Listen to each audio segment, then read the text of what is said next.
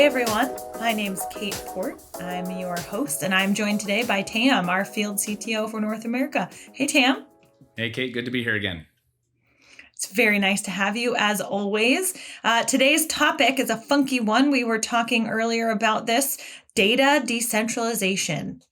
I think there's always these topics that are hot in the market where we want to say, hey, yeah, we've got a thought about that. And data is not one that we shy away from. And decentralization of that data is something that companies are thinking about and faced with all the time, particularly recently as they think about where data is coming from, what kind of limitations they might have in getting that. So today we're going to talk about that and we'll see how far we get. But Tam, why don't we start by defining what we mean by decentralizing data? Maybe you have an example of what it might look like or what companies are recommending in the past. Absolutely. So this is definitely one of those things where it could mean different things to different industries or companies or really different maturity levels when it comes to their data management strategies. But holistically, there's multiple schools of thought on how to manage your data, but one that's been growing in popularity over the past few years, especially with the more modern solutions that the cloud is able to provide, is the fact of centralizing all of your data, or at least the analytics around your data, into a data warehouse or a data lake strategy. The problem with that is, while that's a more centralized model, and it does provide a lot of efficiencies for things like machine learning or AI algorithms or really deep analytics, the problem is with all of these different security, privacy concerns, with the rise of edge IoT, there's a lot of data that is getting created. And so sometimes, especially when it's inaccessible, it's better to let data, or data has to reside not in a centralized place. It has to reside in the edge or in that source, that source system that it's in.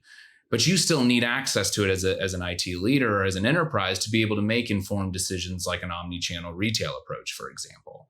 So coming up with a strategy to say it's okay if everything is not centralized into our centralized data solution, but how do we still get the insights and the value from data that either because it has to, or deliberately as a strategy needs to reside on the edge or not in a centralized place?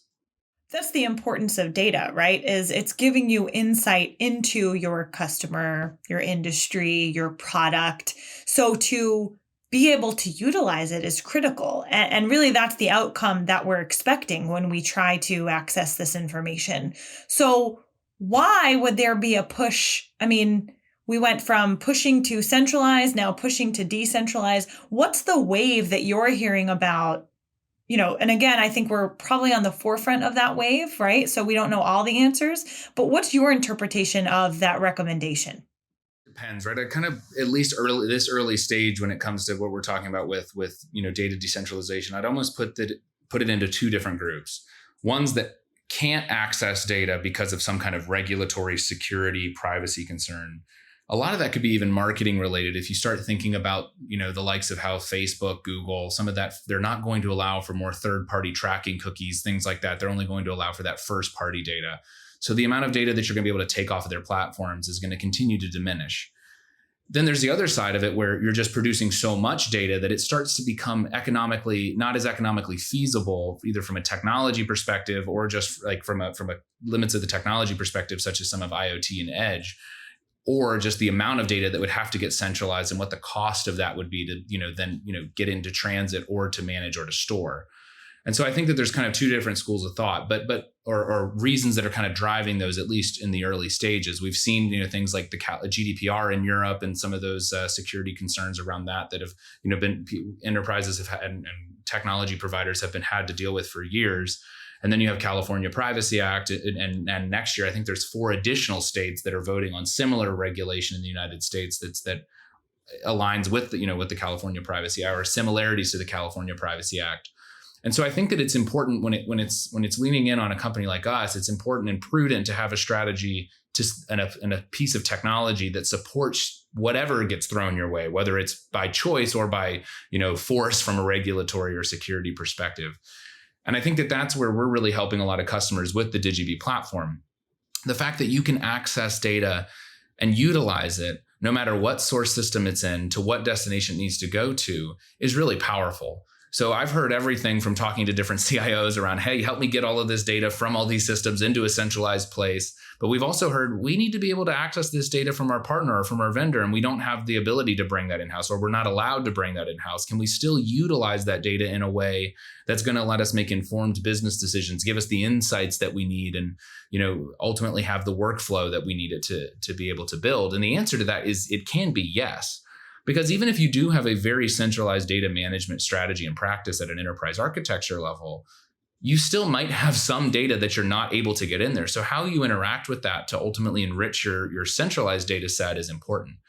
And I think that the biggest thing is that these different trends and regulations, they pop up all the time, whether it's a new framework that you ultimately have to format all your data on, or, there's actually international standards now for receipts. When you buy something online, your invoice and receipt has to look the same. And that's to try to push more, scanning and AI in that space forward. So these regulations are going to keep coming.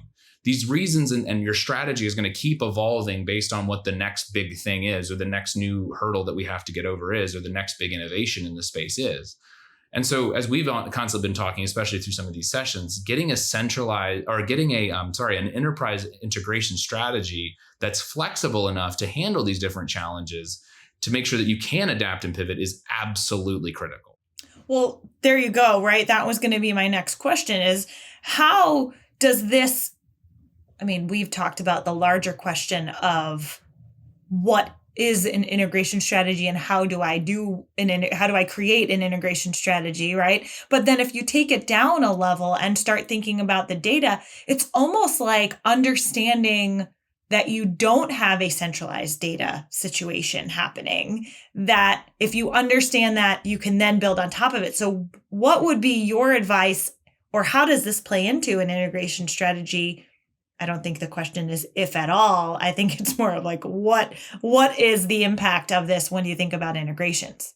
It's always designed that, and have a plan that we're going to be, a centralized first company, or we're going to be a decentralized, completely decentralized company and have data reside in those systems and access it on demand. Like whatever approach makes the most sense for your organization, draw that line in the sand and do that. But then have, freedom within the framework, right? Some flexibility within that framework to be able to rise to any of these additional challenges that might go against that architectural decision. Where companies get into trouble is when they start designing something that it's around absolutes. It's always going to be this way, or this is our only strategy. And that's as we've seen in our state of integration report, the majority of those of the leaders that responded said that they rebuilt it. I think 50% saying more than 5 core critical integrations within the past 12 months. So that just shows you right there that the integration approach and strategy needs to be flexible. So it's always good to have that target state and say, hey, this is what we're shooting for. This is what we're aiming for when it comes to our data strategy and our integration approach.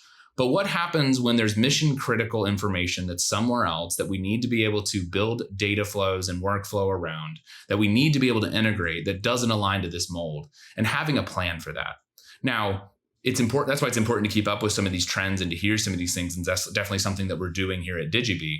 But if you invest in technology and ride the innovation curves of companies like ours that are helping you push that integration strategy forward, you're going to be well suited to be able to handle these different kind of hurdles that get thrown your way, especially when something doesn't align back to that strategy. So I guess in summary, the answer is have a direction that you want to go, kind of that North Star, but be ready and make sure that your solutions are flexible so that you can integrate, even if some piece of technology that becomes mission critical starts to go against that architectural trend that you established. The only thing that's constant is change, as we all know, probably way too well. Tam, thank you so much for joining me. I think data is going to be a topic that we frequent often, so I'm sure you'll be back, but thank you for joining me today. Excellent. Thanks, Kate.